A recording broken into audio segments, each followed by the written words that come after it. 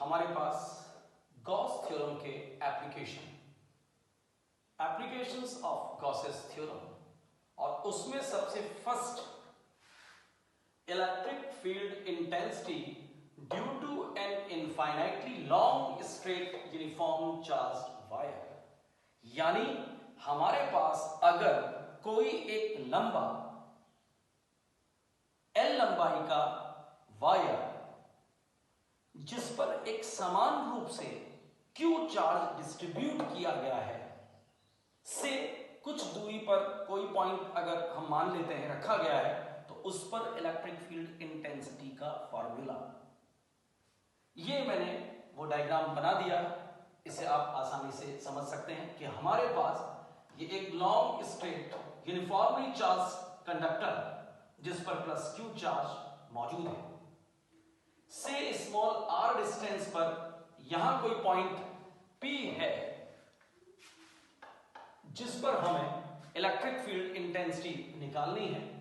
तो जैसा मैंने आपसे कहा कि गॉस थ्योरम का जब भी हम प्रयोग करते हैं तो सबसे पहले हम एक Gaussian surface, imaginary surface draw करते हैं, और यहां चार्ज क्योंकि सिलेंडर की शेप पर है इसलिए गॉसियन सरफेस भी सिलेंड्रिकल शेप में ही होगा। तो ये मैंने एक इमेजिनरी गॉसियन सिलेंडर तैयार कर दिया जिसकी लेंथ है स्मॉल l, r इसकी रेडियस, क्योंकि से होकर ही वो गॉसियन सरफेस हमने तैयार किया। तो इस गॉसियन सरफेस के तीन पार्ट बनाए जा सकते हैं, लिए जा सकते हैं, एक टॉप, एक बॉटम और एक कर्व्ड सरफेस। तो तीन अलग अलग पॉइंटों पर हम इलेक्ट्रिक फ्लक्स निकालेंगे, फिर इन तीनों इलेक्ट्रिक फ्लक्स को एड ऑन करेंगे, जो वैल्यू आएगी दैट इज द आंसर। तो अब बिल्कुल क्लियर वे में समझें कि टॉप का जो एरियल डायरेक्शन होगी वो अपवर्ड होगी, जबकि इलेक्ट्रिक फील्ड की डायरेक्शन सामने, that means angle between them is 90 degree. Similarly bottom में भी theta is equal to 90, but curved surface में the direction of electric field intensity due to the positive charge and the direction of aerial vector is same, so theta is equal to 0। तो इन तीन point को आपने दिमाग में रखकर चलना है। वैसे मैंने ये चीजें यहां पर पॉइंट आउट करी है। Let an infinitely uniform long charge wire having charge Q and charge density be lambda, यानी इस वायर की जो चार्ज डेंसिटी है वो लैम्डा मान ली गई है, और लैम्डा होती है Q upon L, charge per unit length, linear charge density, charge per unit area, areal charge density, charge per unit volume, volumetric charge density. तो अलग अलग जगह अलग अलग चीजें इस्तेमाल की जाती हैं। Draw an imaginary cylinder of radius r and length l, जैसा हमने करा वैसा वैसा पॉइंट आउट किया गया है। Now divide the cylinder into 3 parts, जैसा मैंने कहा था आपसे, top, bottom and curve line having aerial element dA as 1, 2 and 3, Roman 1, 2 and 3. So electric flux goes through whole surface is given by इन तीनों ही points के लिए अलग अलग इलेक्ट्रिक फ्लक्स का सम।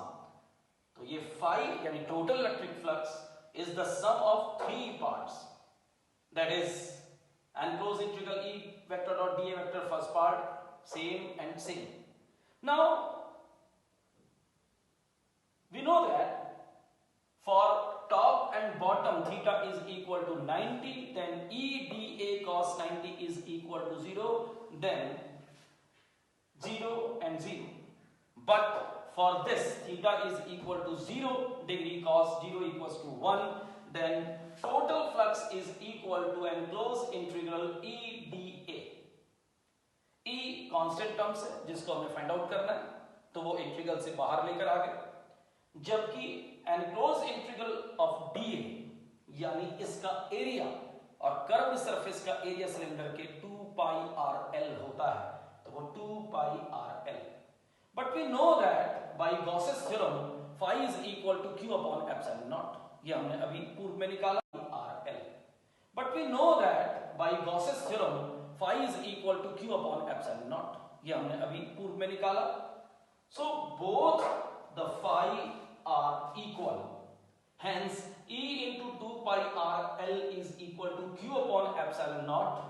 Solving it, and we get E equals to Q upon 2 pi epsilon naught r L. That is the first formula for electric field intensity due to the charge in finitely long straight wire or conductor. But we know that Q upon L is equal to lambda, linear charge density, then E equals to lambda upon 2 pi epsilon naught r Newton per coulomb. यही electric field intensity का इसके लिए formula हो जाए.